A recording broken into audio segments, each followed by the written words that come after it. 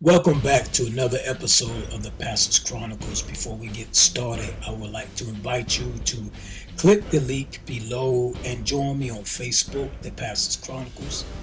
Also, I would like for you to follow me on Instagram, where you will have a lot of updates there.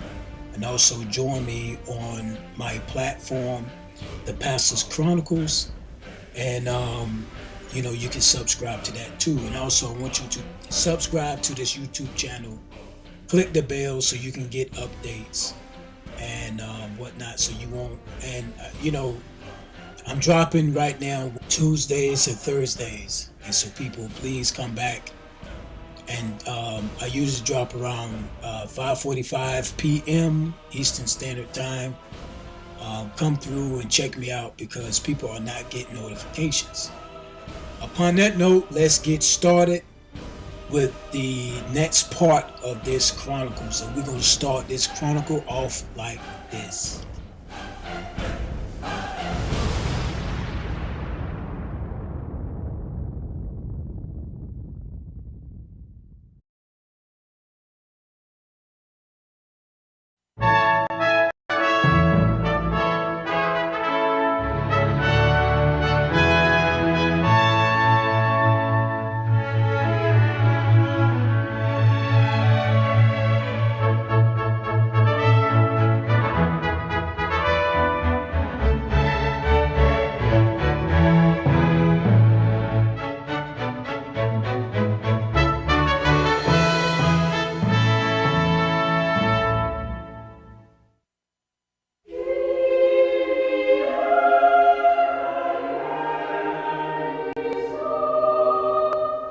It is a story everyone knows. After a rude refusal by a local innkeeper, Mary and Joseph bedded down in a barn in Bethlehem. The next day, Mary gave birth to a son, the Son of God. But centuries before Jesus walked the earth, early Europeans were celebrating light and birth in the darkest days of winter. In the Norse country, this winter celebration was known as Yule. Around December 21st, the winter solstice, fathers and sons would drag home the biggest log they could find and set it on fire.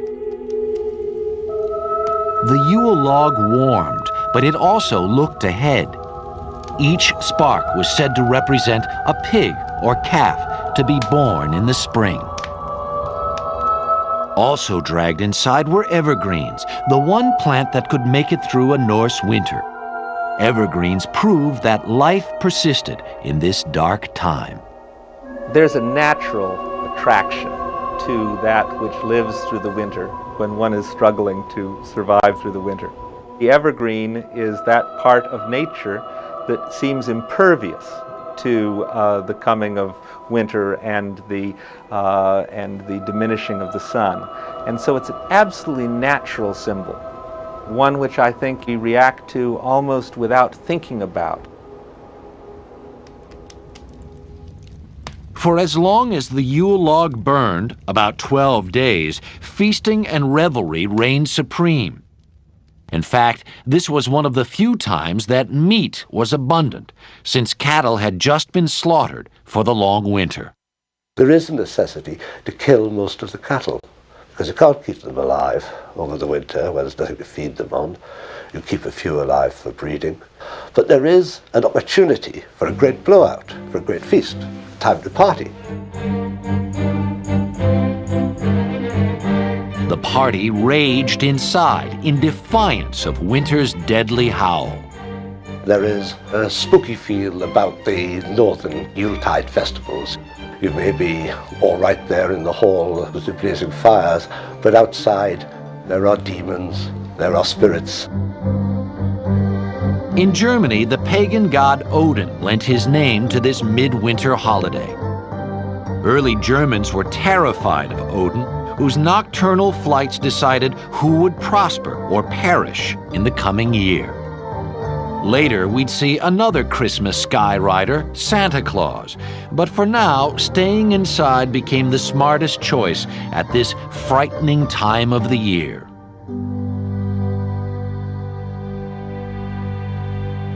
A 1,000 miles away in Rome, winter was less harrowing, but the December festivals were just as elaborate.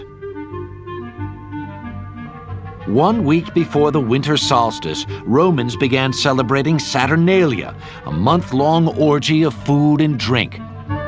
Named for the god Saturn, which meant plenty, Rome's established order was turned on its head during this wild, delirious time. The Saturnalia celebrations were certainly times of revelry, of turning the social order upside down, of having the master pretend to be the slave and the slave pretend to be the master, sort of a time out of time in which one could celebrate a kind of disorder in the universe.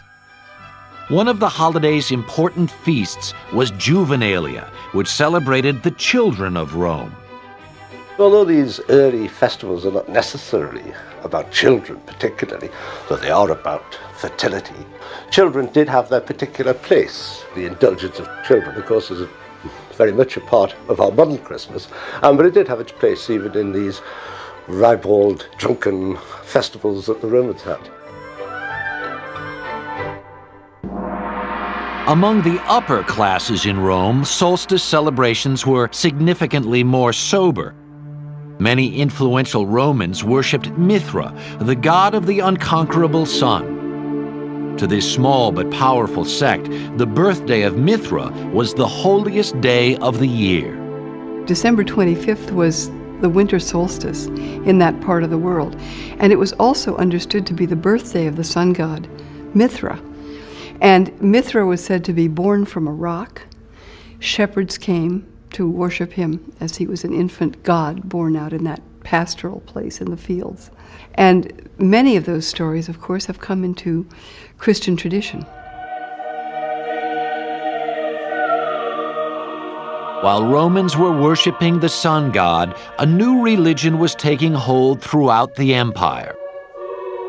At first, Christians didn't celebrate the birth of Christ. His resurrection was the essential fact of the new religion. By the 4th century, however, the question of the holy birth became impossible to ignore. There were questions within the church about how do we even imagine Jesus. Some people believe that Jesus was purely a spiritual emanation of God, and others believe that Jesus must have actually appeared on earth, and so the decision to celebrate Jesus' birth meant that Jesus was actually a human or a human form. For Christians, the fact of his birth was settled, but the date remained a mystery. The Bible doesn't mention exactly when Christ was born, but certain facts suggest it probably was not in December. So if you're going to sort through the runes of the scriptures, Jesus was probably born in the spring. If the shepherds are out in the fields watching their flock by night, we're not talking about one of the cold spells at the heart of winter. If pagan Rome was already celebrating the birth of Mithra on December 25th, it seemed natural to honor the birth of the Christ child at the same time. By the 4th century, the church made it official.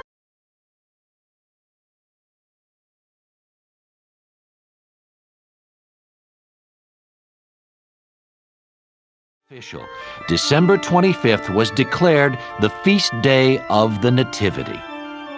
But of course it's a very short step from the feast day of the risen sun, S-U-N, to the feast day of the risen sun, S-O-N. So in a sense, it's a very good choice, and the symbolism is there because the feast day of the unconquered sun was about fertility, about birth, and so obviously is the Christian Christmas.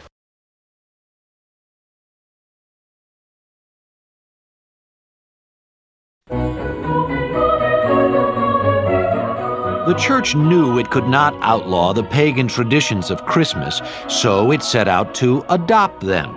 The evergreens traditionally brought inside were soon decorated with apples, symbolizing the Garden of Eden. These apples would eventually become Christmas ornaments. And holly, a traditional midwinter decoration, was recast to represent Christ's crown of thorns.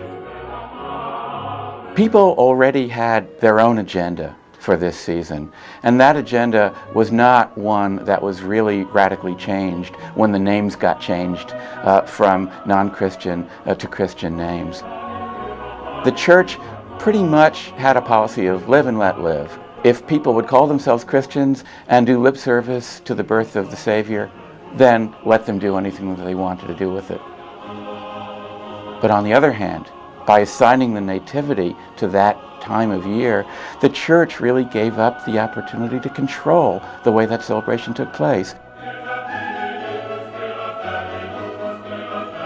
The tension between piety and revelry at Christmas would reach its logical and extreme conclusion in Puritan England, when the holiday would be considered so un-Christian it was done away with altogether.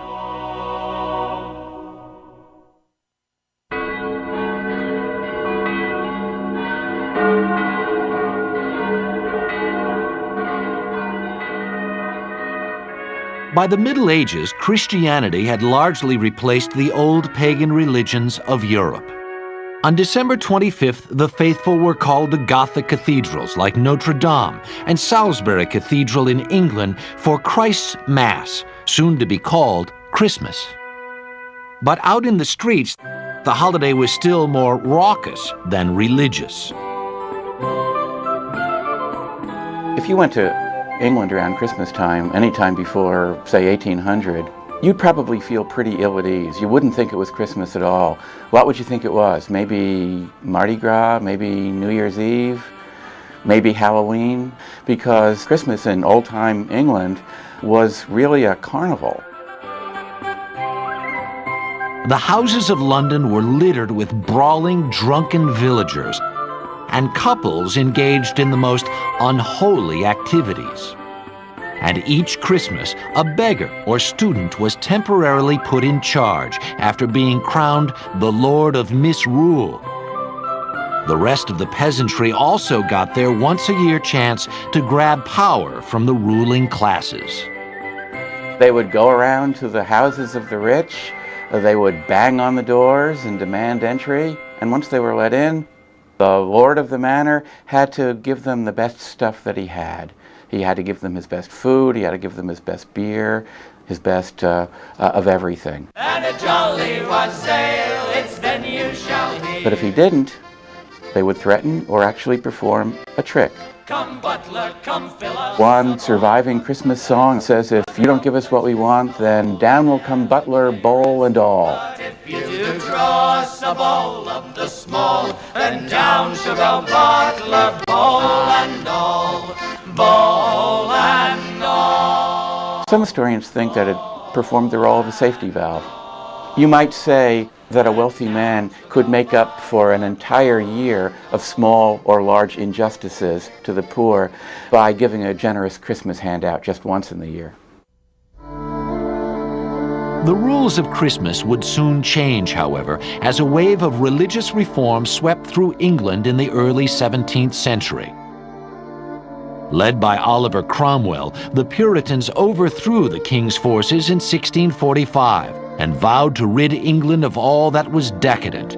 High on their list was English Christmas, and in 1652 they outlawed it altogether. Shops were ordered to stay open, churches were forced to stay closed. The Puritans were always, I think, deeply attracted to those things that they were most opposed to. They had a fear that they might have too good of a time. I don't mean to trivialize them, but there was a deep fear that if these things were legalized, they themselves might enjoy them and their souls would be lost. The Puritans may have said good riddance to Christmas, but the people never really stopped celebrating it. The holiday merely went underground. If Christmas pie was illegal, it began to be known as mince pie instead, which was just as delicious. The deeper need for Christmas in the human heart, the need for celebration at a time of darkness, those needs made the battle against Christmas, gave it a few temporary wins, but it couldn't possibly secure a final victory. In 1656, the men of Kent and Canterbury passed a resolution saying that if they could not have their Christmas Day, they would have the king back on his throne.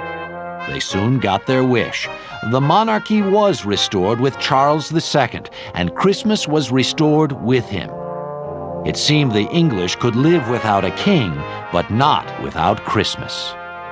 It has been argued that one reason for the restoration of the monarchy is because by restoring the monarchy you also restored Christmas, or you restored the proper English Christmas with its rituals, its traditions and its carousing. Christmas is brought back, if you like, by popular acclaim.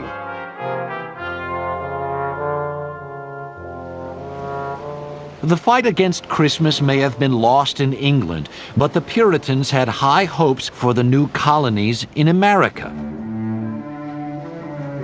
In 1620, a small group of separatists came ashore at Plymouth, Massachusetts. Even more orthodox than their English cousins, these men and women hoped to rid themselves once and for all of the Christmas scourge. In 1659, Puritans in Boston followed their English brethren in outlawing Christmas.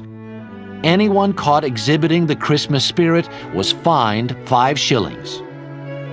Like in England, however, Christmas remained impossible to contain. The 1719 Boston Almanac doesn't list a Christmas holiday, but it does recommend that in late December you not let your children and servants run too much abroad at night. From almost the beginning in Massachusetts, there's evidence that some people practiced Christmas, and that when they did so, it was in fact an opportunity to get drunk. And one of the most interesting little sidelights on this is the finding of historical demographers that there was actually a bulge in conceptions, the conception of children, that took place during Christmas.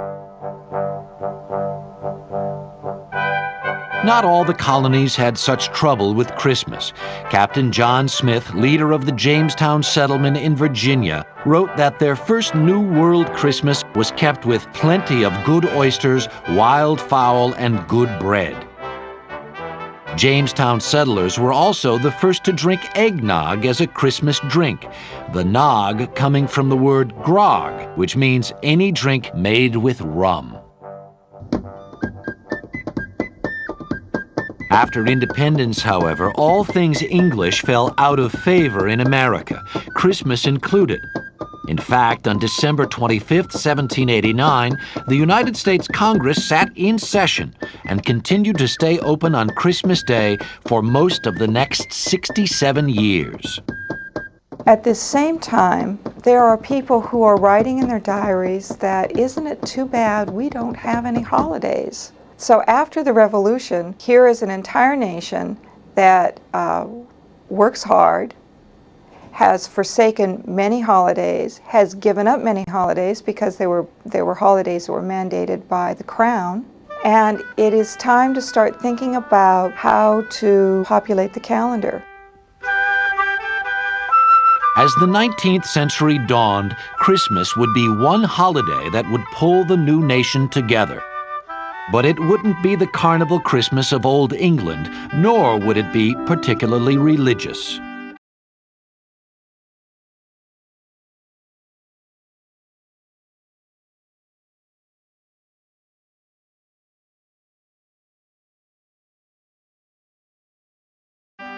America would invent its very own Christmas, and in the process, reinvent it for the whole world.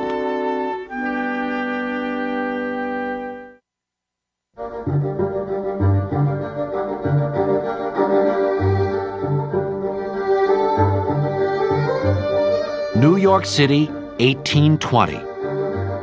Within the space of a generation, New York had gone from a backwater port town to the center of American commerce. Great wealth came to a few during these years and moderate livings to the burgeoning middle class. But the Industrial Revolution had also created a class of the unemployed and unconnected, whose very existence threatened the cozy world of New York's middle rung. This was never more clear than at Christmas time. Class conflict was emerging with the earliest stages of industrial capitalism. And so what had previously just had an edge of menace, a little bit of trick, but much more goodwill, much more treat, now changed, and the menace became increasingly obvious and increasingly serious. So that by the 1820s, the Christmas season in cities like New York was really a time of gang rioting, a really very, very nasty scene. So nasty, in fact, that in the year 1828, the New York City Council for the first time instituted a professional police force for the city as a direct result of a particularly savage Christmas season riot the year before. New York's upper class was worried. So worried that a few of them set out to change the way the holiday was celebrated.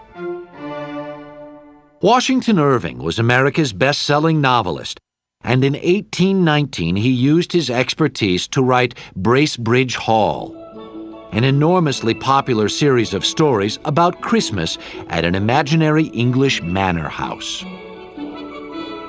Here, the classes mingled effortlessly as squires welcomed friendly and grateful peasants into their homes. And in 1843, England's most popular writer, Charles Dickens, Illustrated News published this engraving of the royal family standing by the first Christmas tree most English had ever seen. In just a few years, a decorated fir could be found in nearly every English home at Christmas.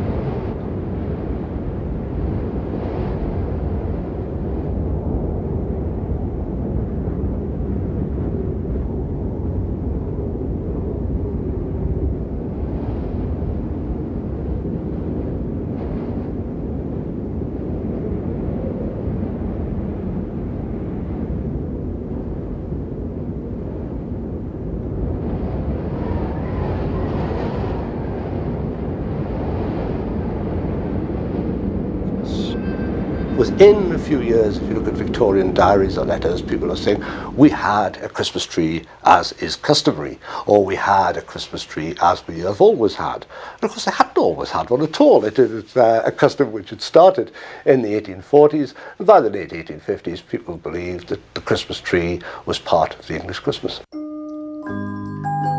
Americans embraced the Christmas tree just as quickly as the English had.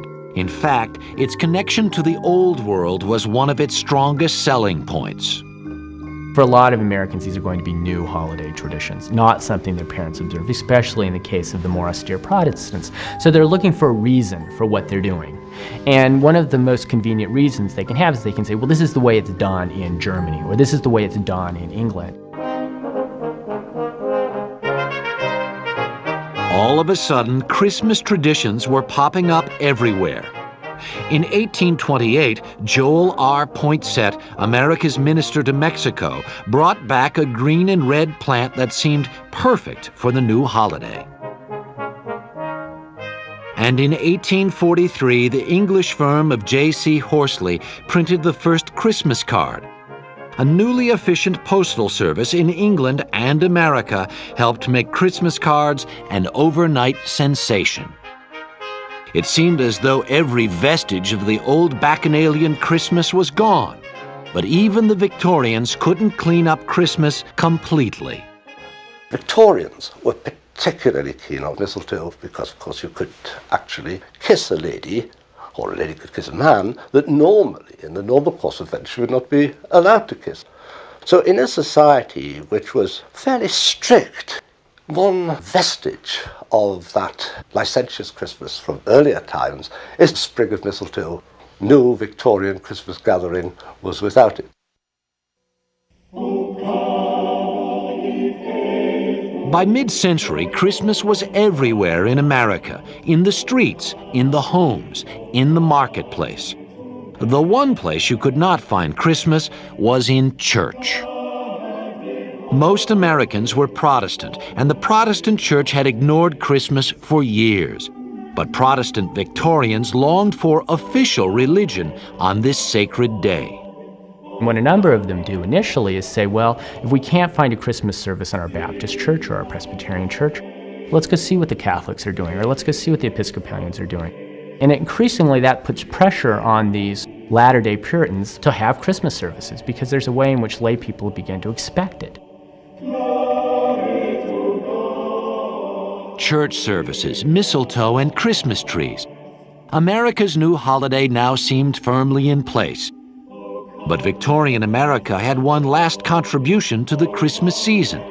A jolly elf who shimmied down the chimney would soon personify Christmas for generations to come.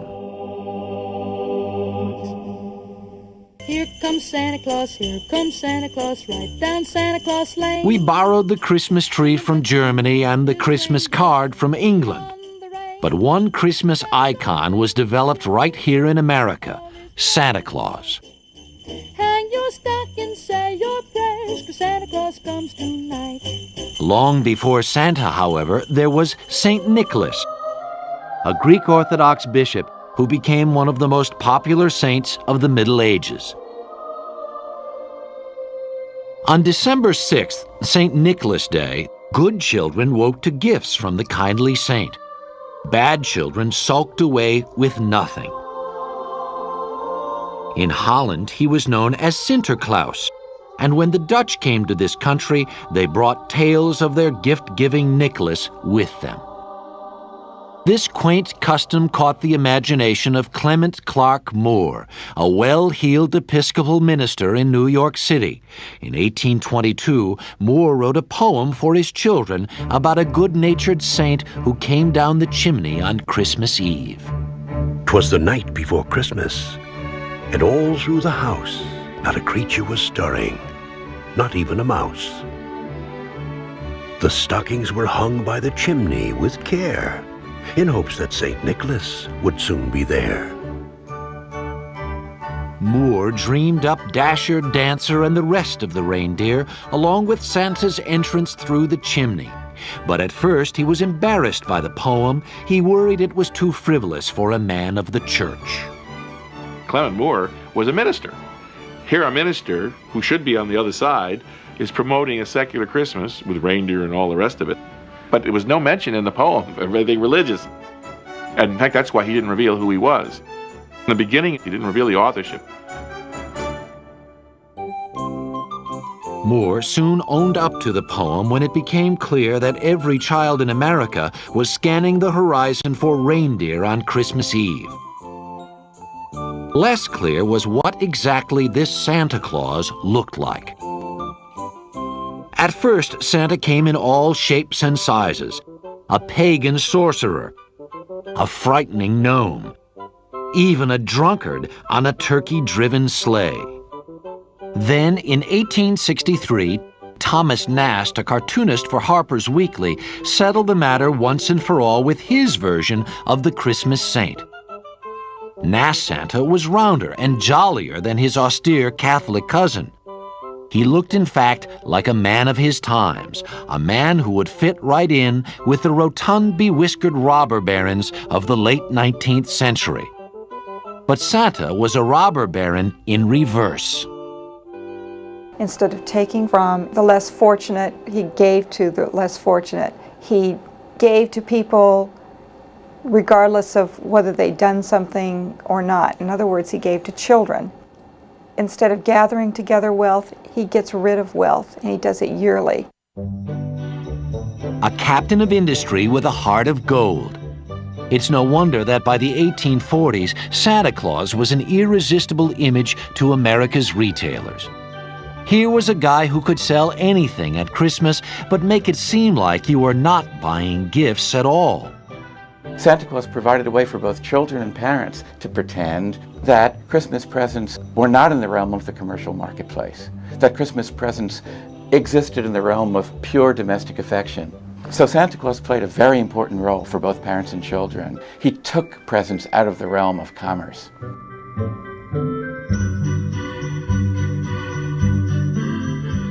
If the image of Santa could sell merchandise, retailers soon figured that a real-life Santa would boost sales even further. Santa has been showing up in department stores since the mid-1800s. And since then, nothing has loomed larger to a child at Christmas than this annual pilgrimage. You want to talk to Santa Claus, where do you go? You go to the shopping mall. Now, this is strange for a saint to be living pretty much full-time in a department store. It doesn't bother Americans because we are, after all, a capitalistic society. It makes perfect sense for us to have our national saint in a department store. That's commercial sense for us, dollars and cents. Author and humorist Gene Shepard immortalized this rite of passage in A Christmas Story, an autobiographical account of one boy's Christmas. You know, I'd been thinking for weeks what I wanted for Christmas. I figured the best thing to do is to tell Santa Claus about that. And I looked up at that Santa Claus, and he had these big, watery blue eyes and a huge beard and all, and he's looking me right in the eye. And he was so impressive that my mind went blank. Ho, ho, ho, ho, and what's your name, little boy? It's like if all of a sudden you're sitting on the president's lap, and he says, "What would you like me to pass in legislation, Sonny?" I mean, your mind's going to go blank. You can't remember any of this stuff. And so at that point, Santa Claus looked at me and he says, "All right, how about a football, kid?" How about a nice football? Football? I wanted a BB gun. So he pushed me off his lap, and this elf grabbed me and threw me down a slide that went down into the snow. And I laid there for a minute, and I knew that I was not a fit person to talk to the great. Santa Claus was obviously a star. A celebrity of this magnitude obviously needed a sidekick. In 1939, Robert May, a copywriter at the Montgomery Ward department store, dashed off a promotional children's book to lure Christmas shoppers into the store. May's story told of an ostracized reindeer with a big red nose. Poor Rudolph. Where most reindeers' noses are brownish and tiny, Rudolph's was red, very large, and quite shiny. This physical, shall I say, disability turns out to be an asset because it's a foggy Christmas Eve. This fog will be hard to get through. And this light on the nose enables poor old stumbling Santa Claus to get through. And how the reindeer loved him as they shouted out with glee. Rudolph the red-nosed reindeer, you'll go down in history. So you have this handicapped sort of child figure helping the benighted parental figure make Christmas possible. Rudolph brought Christmas full circle. It was now the children who really made Christmas possible. Only they understood the meaning of this enchanted day. From Washington Irving to Montgomery Ward, a battle for Christmas had been fought and won by kids.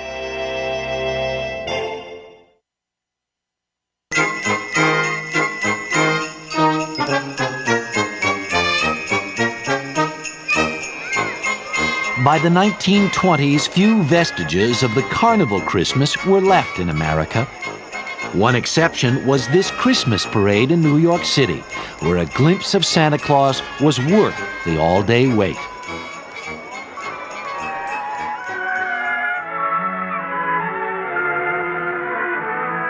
But by the 1950s, Christmas was strictly a family affair, with eggnog by the fire, Bing on the hi-fi, and a load of presents under the tree. Chestnuts roasting on an open fire, Jack Frost nipping at your nose. Tiny tots with their eyes all aglow will find it hard to sleep tonight. The joy of opening up gifts is one of the things that makes Christmas what it is. He's loaded lots of toys and goodies. It's the mystery of all these packages. And I think that's why we wrap them. It's exciting to have a package lying there with silver paper on it. You don't know what's in it. And you open it up, and there it is. It's something that's really great, that you really wanted.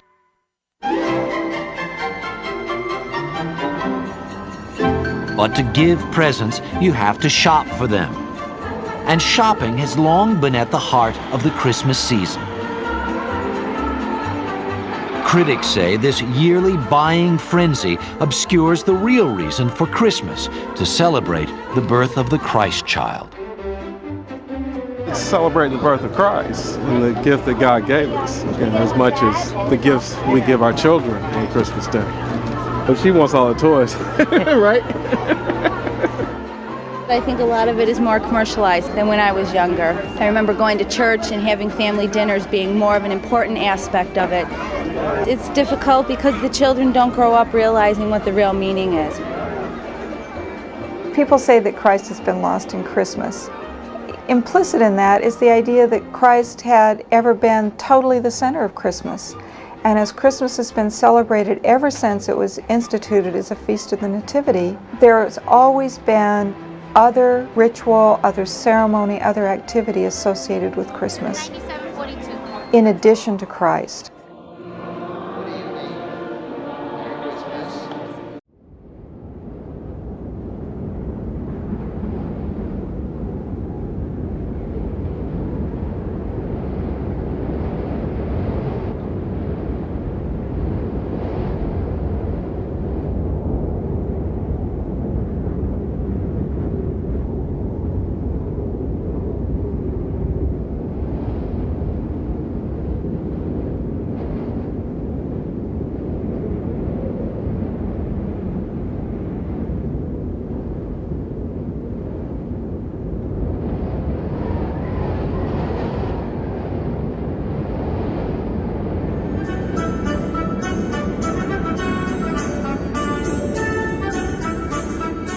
Everyone knows the most famous icon of the holiday season is Santa Claus, flying through the sky on a sleigh pulled by 8 reindeer, delivering gifts to children all over the Western world.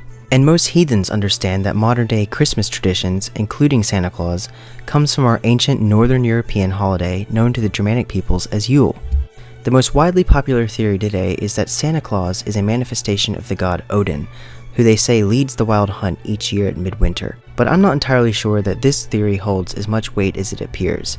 It definitely seems to be a more modern Wicca Asatru idea based on medieval attestations that has become popular among neo-pagan circles. So let's take a closer look at just who exactly is the Yule Father of ancient winters past. Is he one deity in particular, or an amalgamation of multiple different gods, or maybe just an animistic nature spirit embodying the winter itself? 'Twas the Night Before Christmas by Clement Clarke Moore depicts Santa Claus with 8 reindeer. Many connect this to Sleipnir, Odin's 8-legged horse. But as far as I know, Sleipnir doesn't have a name for each of his legs, does he? But 2 of Santa's reindeer are named Dunder and Blixen, or more famously, Donner and Blitzen, the Dutch and German words for thunder and lightning. 2 forces personified by the god Thunor, who rides across the sky in a thundering chariot pulled by his 2 goats. Thor is one of the most beloved gods in the pantheon, since he is the friend of the common man. Relics depicting Thor and Mjolnir have been among the most common archaeological findings in northern Europe. He is also attested by ancient sources as being the most popular god among the Alemanni, Suebi, and Marcomanni tribes, as well as the Franconians and Thuringians. Adam of Bremen even writes that Thor was placed in the central throne at the Temple of Uppsala, with Freyr and Odin on either side of him. Today in Germany, there is the tradition of Krampus, the Yule goat. Modern legends describe him as a terrifying or malevolent satanic-like creature, opposite of St. Nicholas, that bags up the naughty children to be devoured in his lair. This is clearly a Christian demonization of an ancient pagan tradition with Donner's goats. Even during the time of the Brothers Grimm, Krampus was not a horrifying demonic creature as they show him today. The Yule goat was the home visitor and the gift bringer. Traditionally, men dressed up as goats and went throughout town singing and performing, probably much like caroling and wassailing in England. In Scandinavia, the Yule Book is one of the most iconic symbols of Yuletide. There are several 19th and early 20th century folk songs about the gift-bringing Yule goat in Sweden. The English Father Christmas, who is really Father Yule, also rides on a goat as well and is depicted with a bowl of steaming wassail. A well-known holiday tradition in England is burning a Yule log. The wood most likely used was oak, a tree closely associated with Donner. There's also an interesting connection that I noticed with the Old Norse name Mjolnir, which means Yule figure, and Thor's hammer, Mjolnir. The actual word is within the word Mjolnir, and I wonder if there's some kind of ancient connection here that would link Thor with being the Yule Father. I haven't been able to find anything on this other than just that the spelling is similar, but it's definitely an interesting theory to explore. The imagery of Santa riding in a flying vehicle pulled by his animal familiars could very much be an ancient callback to Thor and his chariot. Another very popular deity that's associated with Yule is the fertility and nature god Yngvi Freyr. In Proto-Germanic, his name is Frollo, and he may have been seen as the Yule father to the English, Saxons, Frisians, and Jutes. These were the tribes living around the North Sea who were known as the Ingavones, claiming Yng as their divine forefather. Yngvi is also credited as the patron of the ancient Swedes and Norwegians. Freyr is a god of harvest, abundance, fertility, and lordship. While there are tribes named after Yng, there are no Teutonic tribes or countries named after Odin. This leads me to believe that Freyr would have been a more likely Yule figure, given that several tribes claim descendants from him and that he is also a god of nature and harvest. One of the most common holiday colors after red and green is also gold, symbolic of the sun and light, but we also remember that Freyr has a golden boar named Gullinbursti, whose name literally means golden bristles or golden mane. The main dish of the Yuletide feast is a boar, a tradition that many people still observe today with serving a honey-baked ham at their family holiday gathering. There's actually a 15th century English carol called The Boar's Head.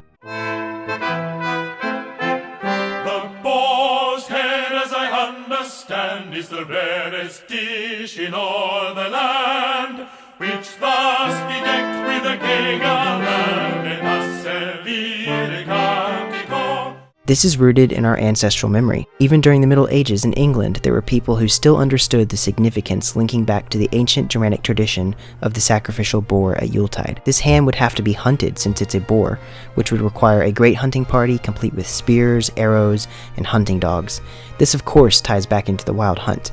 In England, the traditional imagery of the Yule Father can be found in Charles Dickens' The Christmas Carol as the ghost of Christmas Present, a spirit depicted as a larger-than-life merry fellow who wears a wreath of holly, laurel, and mistleberry, and dressed in forest green robes. He's surrounded by a cornucopia of food and a steaming bowl of wassail, symbolizing fertility, feasting, and the abundant harvest. In Celtic mythology, similar imagery can be found among their winter figure of the Holly King.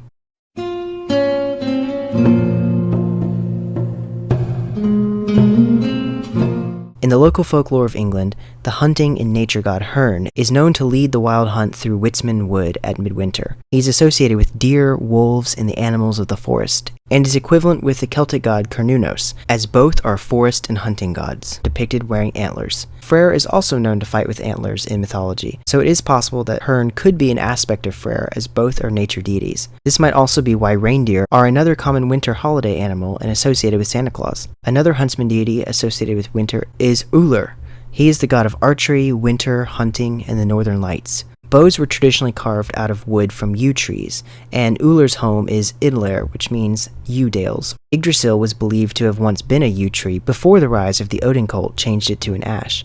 The yew tree is an evergreen tree, while the ash is not. Adam of Bremen writes also in his accounts that there was once a tree outside of the temple of Uppsala that remained evergreen throughout the summer and the winter. The tree is also a phallic symbol, important especially at this time of year in the middle of winter, representing eternal life and cyclical time. We know from historical sources that folk gathered around evergreen trees or a sacred grove to make offerings of meat and blood sacrifices at Yule. It seems more likely that there would be a Father Winter figure in the old times as well, and that might be related to a figure like Ullr, who is, god of cold weather and hunting and huntsmanship and the bow and that sort of thing, which is then again connected to the yew tree, which is a promise of spring, an evergreen tree, because we brought in firs and evergreen trees for thousands of years. Even the Romans brought in evergreens into their homes during their winter festivals. It seems much more likely that this is, again, attesting roles to Odin that he didn't really have. No, but I mean, even the big sack over the shoulder bringing home a gift in the dead of winter, that sounds like when you go out on a hunt and you bring back the animal on your back, or you bring back a quart of conies, or you bring back, the deer and that sort of thing. Because it does kind of look like a big sack. I mean, I don't know if you've ever been on a hunt and brought back a deer for, processing, but, it is kind of like a big hunk of meat. And if you're hungry during winter time and you don't want to slaughter the animals that are living in your barn for meat, then it's a pretty nice big gift. And then we know that they hung up slaughtered animals, meat and carcasses from the branches of the Yule tree, in supposed respect to Odin and as a sacrifice to him.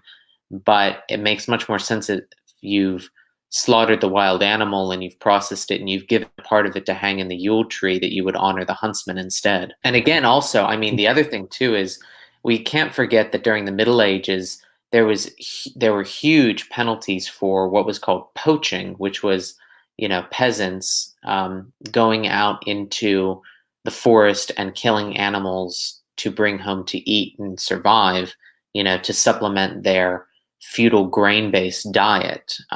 Because the lords had, bought up and taken control of the forests and had put the foresters out of work by taking the land and using it as their private game reserves. Poaching was punishable by, chopping off your hand, hanging, burning, later on being shot. And up until like 1900, you could be, if you were in England, you could be put on a ship and sent to Australia, and in Russia, if you were a serf until the 1880s and you had poached, you would be sent to a gulag in Siberia. It would be remiss to forget that connotation. Let's take away the huntsman god at this Christmas time when peasants are going to be running low on their grain and their grain-based diet of bread, because that's all gone to the Lord for reselling, and they need food. They might, just go out into the woods and hunt. Let's take that away and make sure that the peasants don't view the forest as a good thing to have a gift provided for them by Father Winter.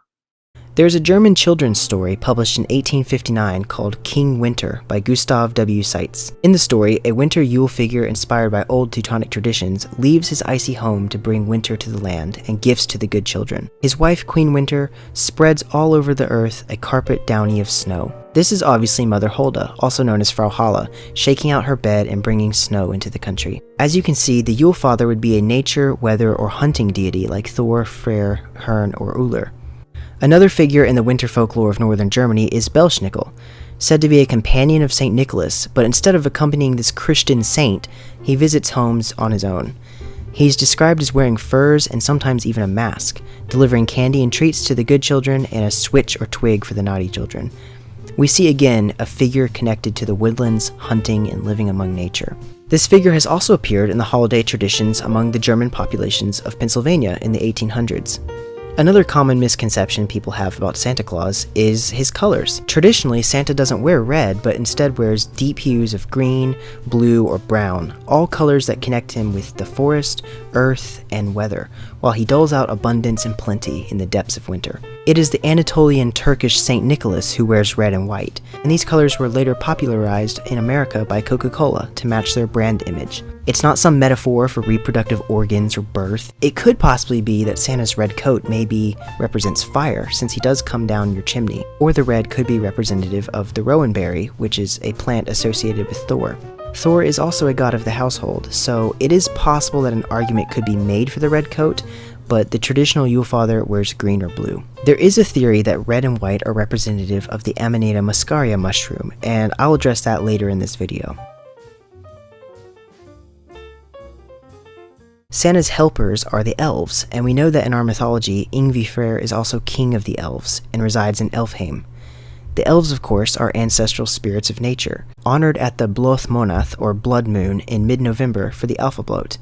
It makes sense that many tribes would venerate this archetype during the Yule season, especially the Ingavones who attributed their lineage back to Ing. In the King Winter story, the king's helpers are the elements of winter, one of which is Jack Frost, and Jack is a kinning for spirit. In the poem 'Twas the Night Before Christmas, Santa is described as a jolly old elf, and the etymology of the word jolly comes from the Old Norse Jol, which means Yule, so Santa truly is the Yule elf. Perhaps the Yule elf was a family or communal house elf, like those attested to in English and Scottish folklore and the kobold in Germany. They come out when everyone's asleep, like in the Grimm's fairy tale The Elves and the Shoemaker. This might also be why no one ever sees Santa. They only know he's visited by the gifts he leaves behind in the Eton cookies. There might even be a very distant connection between house elves and German nutcrackers, which in the story by E.T.A. Hoffmann protect the house from mice and rats, who are known to carry germs and diseases. The Night Before Christmas poem even makes references to Hoffmann's story with lines like, "No creature was stirring, not even a mouse," and visions of sugar plum fairies. Elves are commonly seen as tiny creatures, and the famous poem also depicts Santa and his reindeer this way, with the line, "Miniature sleigh and 8 tiny reindeer." In Scandinavia, house elves are called Tomte and Nissa. They bear a resemblance to Santa as well, with their white beards and red, green, or blue clothing. The Nissa in Norway live up in the attic of a home and come out every Yuletide. The family living in the home traditionally offers their Nissa a bowl of porridge, and this might also be connected to leaving milk and cookies out for Santa Claus. Now, regarding the Amanita muscaria, these vintage photos here show little gnomes and forest folk living in and dancing around the mushrooms, again showing the Yule association with animistic nature spirits. This type of mushroom can be found all over northern Europe and contains psychedelic, mind-altering properties. These were probably used by shamans and witches as a way to communicate with the spirit world. In Siberia and the Arctic regions, shamans would collect them and give them as gifts at midwinter. Reindeer also love this mushroom and will seek it out wherever they can, which might also be a reason they are associated with Santa. Amanita muscaria is found throughout the northern hemisphere, especially under birch trees. Perhaps there could be an ancient link here as to why presents are placed under the Yule tree. One final deity I want to discuss that might be associated with Yule is Tyr, or Tiwaz, the Sky Father and King of Asgard. Everyone knows Santa lives at the North Pole.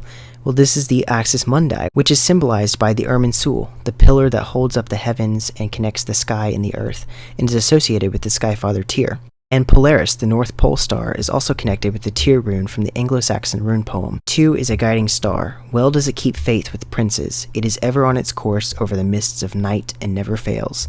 And if you look at the Big Dipper constellation in all 4 seasons, it forms an important ethnic symbol of good luck and victory that is associated with the sky gods Tiwaz and Thonraz. And this makes sense. Who are more likely to be the leaders of the Wild Hunt? The great Teutonic Reich god of light and victory, resplendent with gift-giving, the boar fertility and nature magic god, the stag-like huntsman god of the woods, or the mysterious mercurial god that has no attested tribes and no known archaeology predating the migration age, and dresses up suspiciously like Isaac of York from the story of Ivanhoe, who comes from nowhere in a funny hat demarcating him as being of a certain tribe, and contributes nothing to the feast while his Norman elites and other swarthy allies terrorize the Saxons on the roads. Why would our god that helps us through winter and ushers in the new year be a fearful character who would snatch up your soul and take it to Helheim? Why would that same god be a ghost who scares all on the road, except for those who are strong in their faith or stay indoors? That sounds eerily like Passover from the book of Exodus in the Bible. Odin leading the Wild Hunt is Christian nonsense. There's a reason that it was known in the localities of southeast England that the Wild Hunt through the old woods was led by Freyr or Herne, and Herne might even be a winter visage of Tiwaz, the warrior sword god who turns hunter to sustain the people. I've also read that the name Freyr is connected to a derivation of the Proto-Indo-European word per, meaning to go forward, maybe as in the beginning or turning of the year, or progression of the hunt. In conclusion, the Yule Father may have varied between tribes. It was most likely Freyr, Thor, Herne, or Uller, or perhaps an amalgamation of these gods. Don't listen to these Asatru thought leaders who just say that Santa is Odin, or that there are 12 nights of Yule Advent or something that take place on the winter solstice, when this is clearly contradicted by local folk traditions and historical evidence of a lunisolar calendar. Just because the Yule Father is a bearded magical figure does not automatically associate him with Odin. All of our gods are depicted with beards because it's an inherent inherent symbol of masculinity. There's so much symbolism with Yuletide that indicates that this was a winter fertility festival in the Nordic New Year, with deities who are closely associated with nature. Even wreaths and kissing under holly and mistletoe are fertility symbols. I just don't see the wandering mystery god Odin fitting into this at all. Odin has over 170 different names, which clearly shows appropriation of characteristics and functions previously attributed to other figures. Yule is a celebration presided over by gods and goddesses of nature, hunting, fertility, light, and prosperity.